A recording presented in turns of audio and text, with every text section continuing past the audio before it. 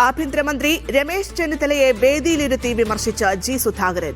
ചെന്നിത്തലയുടെ പാർട്ടി സിപിഎമ്മുമായി കൂട്ടുകെട്ട് നടത്തുന്നത് അവസാനിപ്പിക്കണം. ഇത് അഴിമതിക്ക് ഇടയാക്കുന്നുണ്ട്. ആലപ്പുഴയിലെ കോൺഗ്രസിലെ ഒരു വിഭാഗവും സിപിഎം ക്രിമിനലുകളും തമ്മിൽ ബന്ധമുണ്ടെന്നും സുധാകരൻ ആരോപിച്ചു.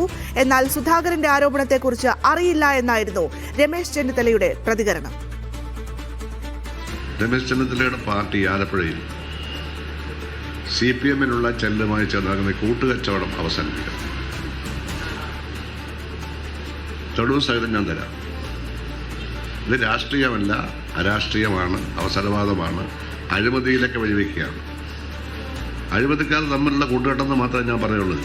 ആലപ്പുഴയിൽ കോൺഗ്രസിലെ ഒരു ചെറിയ വിഭാഗവും സിപിഎമ്മിലെ ക്രിമിനൽസും തമ്മിലൊരു ബന്ധമുണ്ട്. അത് അവസാനിപ്പിച്ചാൽ അടുത്ത തവണ 6 സീറ്റല്ല 9 സീറ്റ് ജയിക്കും. ജി സുധാകരൻ ജനങ്ങൾ തെരഞ്ഞെടുത്ത MLA ആണ്. അപ്പോൾ CPM കുറെ കൂടി സഹിഷ്ണുത കാണിക്കണം. അത് എവിടെ പോയാലും അദ്ദേഹത്തിന് കരിങ്കൊടി കാണിക്കുക, അദ്ദേഹത്തിനെതിരായി പ്രതിഷേധിക്കുക, അത് ശരിയായ നടപടിയല്ല.